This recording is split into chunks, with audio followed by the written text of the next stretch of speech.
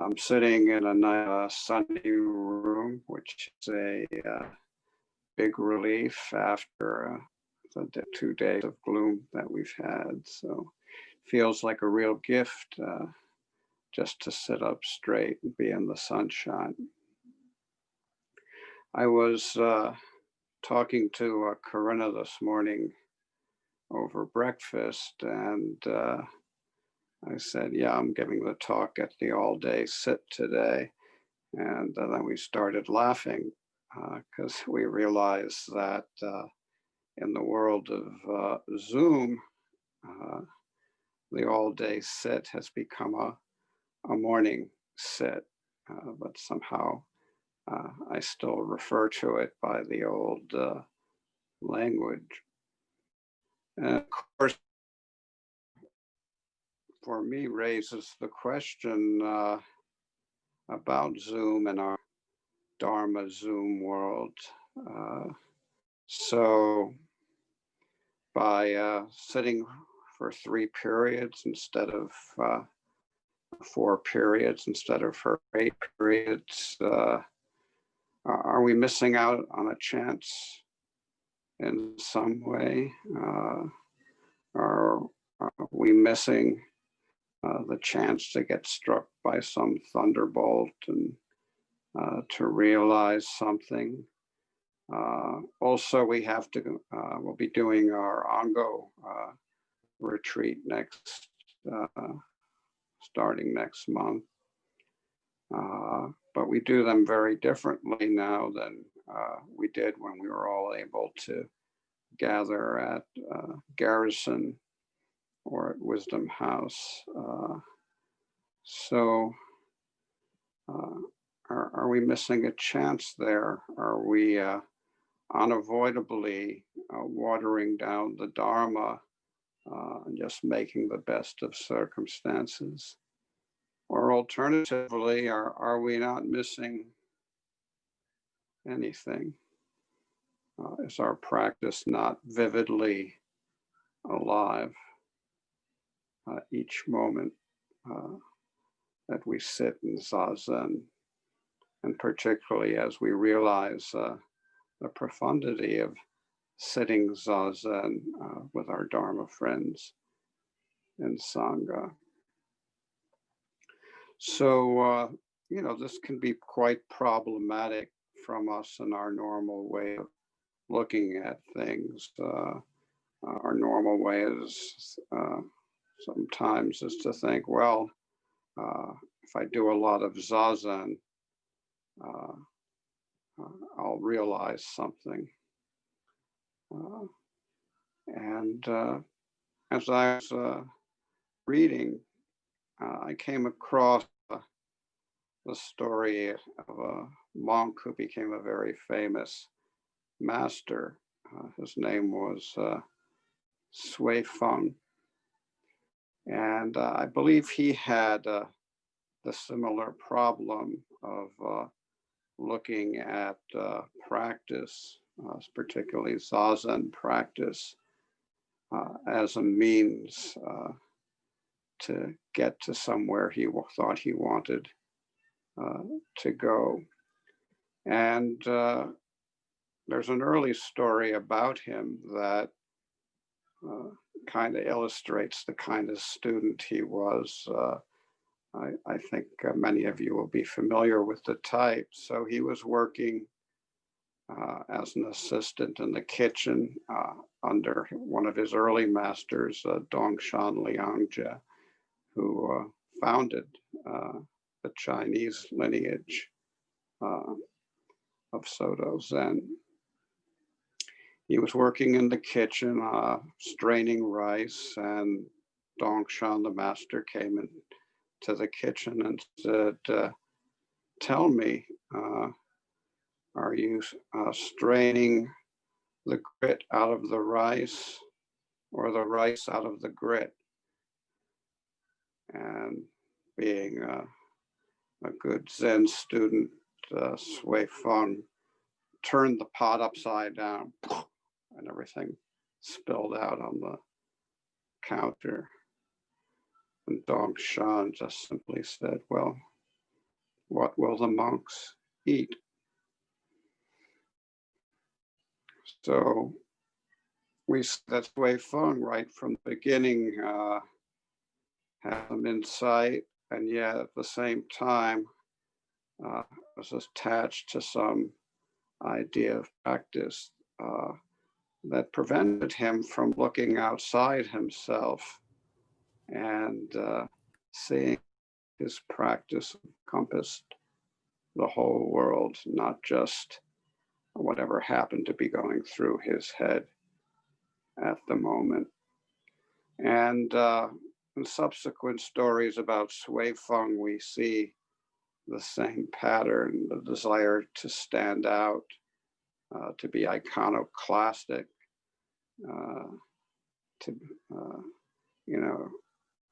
he had a belly full of Zen, was essentially his problem. And as a consequence, intense student that he was, he never received approval by his various teachers. In fact, his ultimate teacher was Daishan, and that there was a younger monk there named Ganto who was Sui Feng's bosom buddy. But Ganto, even though he was a number of years younger than Sui Feng, received approval, and Sui Feng never did. So he was a very unsettled, unhappy monk, constantly feeling like he missed out on something. And of course, like many of us, if what we're doing isn't working, the temptation is to just do more of it and do it harder. So how was this dilemma resolved for him? Well, he and his friend Ganto, or Yento in Chinese, were on a pilgrimage. And when they hit the mountain called Tortoise Mountain, they got snowed in by a blizzard. Couldn't go anywhere. They just had to put up at an inn and stay there. And Yento, the more senior of the two, mostly just slept,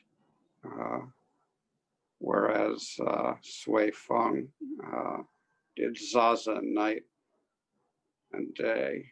And this went on for a day or so, and Sui Feng was getting very irritated with his dharma brother, and he said, brother, how can you spend all your time sleeping? Monks on pilgrimage have profound knowledge as their companion. We must not be separate from it even for a moment. So right there we see problem that unless he's doing intense zazen night and day, he feels like he's separate from something, that the profound knowledge that accompanies him on his pilgrimage is somehow not there when he goes about the ordinary business of the day. And as a result, he feels very unsettled, very unsatisfied, less than, not good enough, hasn't really gotten it yet. And so his Dharma brother compassionately said, well, if you're feeling anxious and uneasy, set out your understanding for me, and where it's good, I'll let you know that, and where it's not so good, I'll let you know that too. And Sui Feng said, well, when I was at Master Yangguan's place, I heard him teach on the Heart Sutra and convey the teaching of form and emptiness. And I had an opening. And Yento said, for the next 30 years, never speak of this again. And then Sui Funk said, and then when I was studying, I came across the saying of Dongshan, which was, now I meet him everywhere. Just now, it is me. Just now, I am not it. And Yento said, how will you ever get there that way? And so Sui Feng tried again. He said, and then when I began studying with our master, Deshan, in Dokusan, I asked him,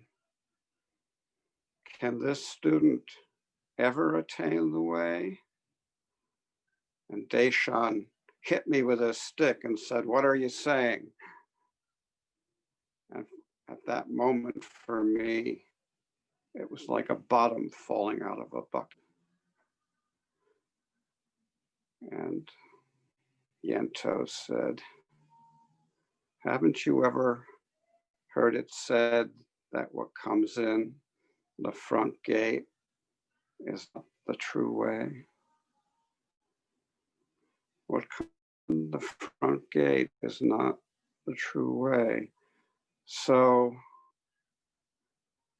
whether it's teachings from the ancients or whether it's the experiences that we like to collect as we pursue our Zen practice here, maybe a little Kensho there, whatever it comes in the front gate, unavoidably is something that is going to impress us for a little while. And then with time, fade.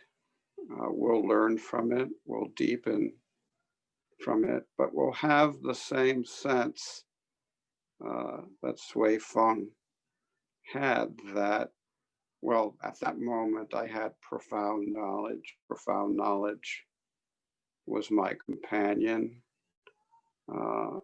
but somehow I don't feel like I've got it anymore. It's like we've misplaced our keys, and we know they're around there in the apartment somewhere, but we don't know where the hell we are, and we can't use them to open the door. So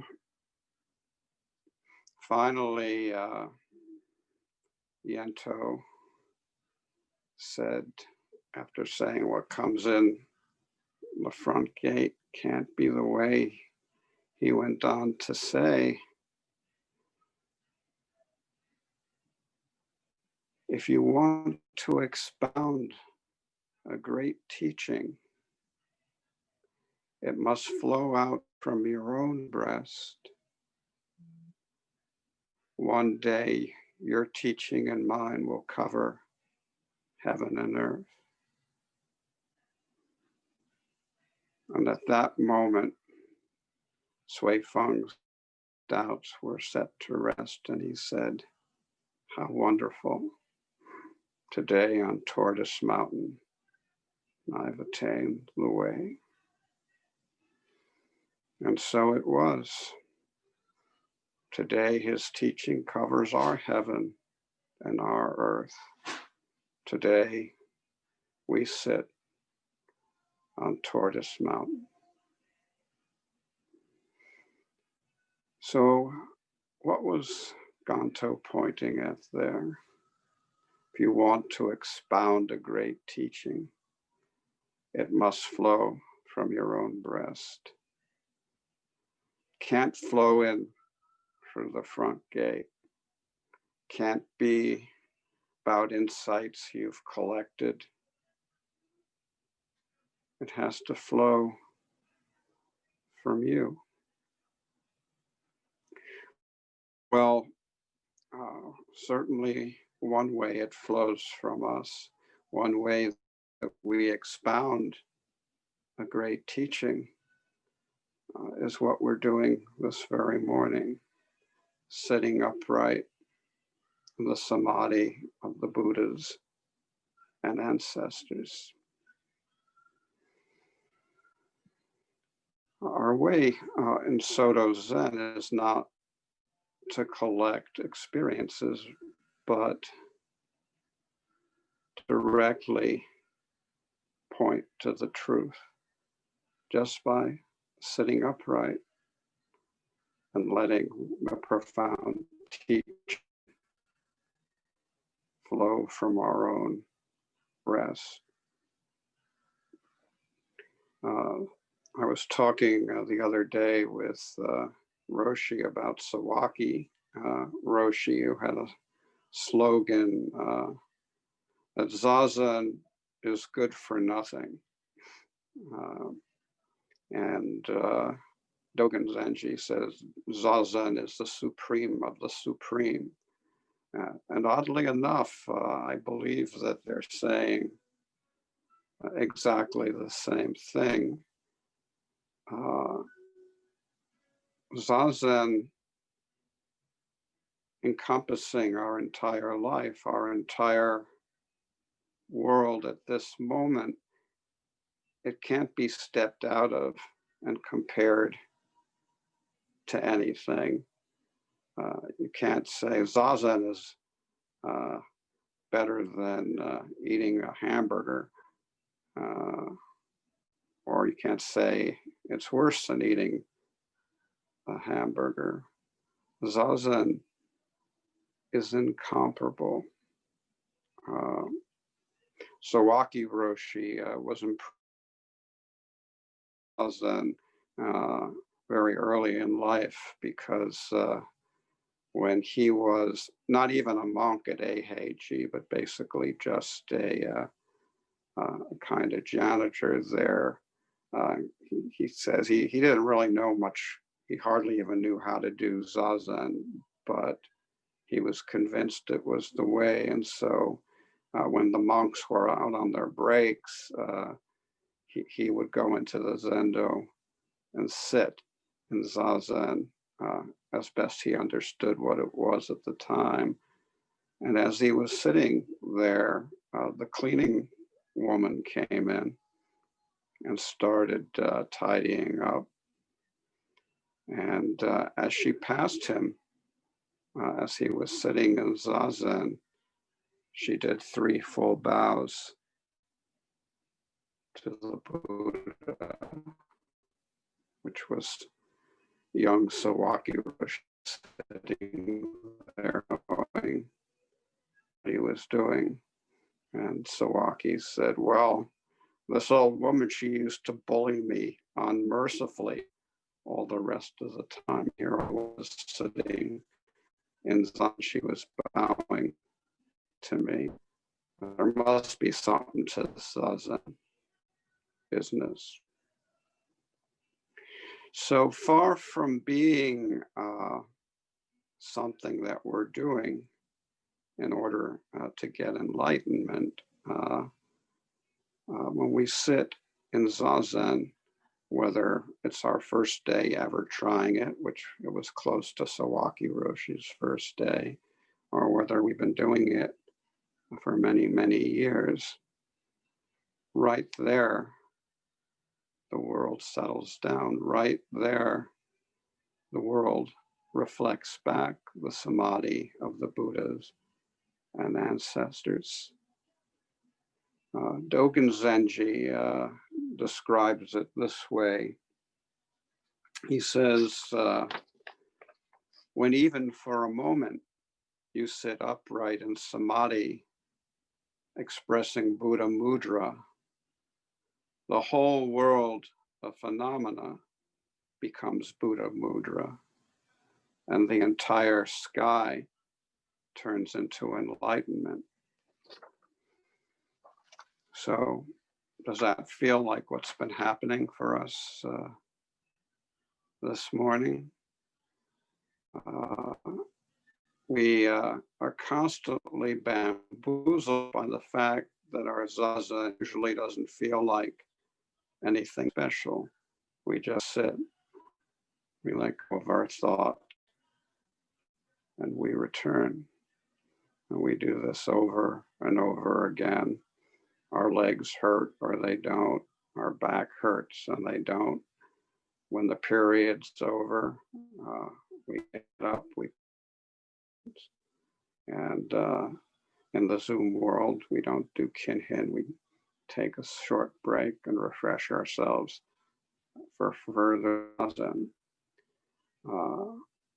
It doesn't feel like the sky is turning into enlightenment. And yet, we are not separate from our world. When we sit upright in the samadhi of the Buddhas and ancestors, that samadhi is reflected by the entire world. The world of cars and trucks and pigeons, of gasoline and oceans and rivers. When we sit upright in samadhi, the whole world sits upright in samadhi with us, just as it is. So why doesn't it feel more special? Well, Dogen Zenji goes on to say, all this does not appear within our perception. He says, if practice and realization were two things, as it appears to an ordinary person, then each could be recognized separately. There could be practice and there could be realization. You could practice in order to get to realization. And when you had realization, when you attained enlightenment, you step back and say, oh, I've attained enlightenment, and be done. But that is not what we're about. This is not our practice. This is not what our practice is for. Because if practizations were two things, each could be recognized separately. But what can be met with recognition is not realization itself. What can be met with recognition, like, oh, wow, I'm having an enlightenment experience. I'm having Kensho, whoopee. What can be met with recognition is not realization itself. Because realization is not reached with a discriminating mind. So no matter how much we think it might be about having a specific insight, a specific realization, a specific experience,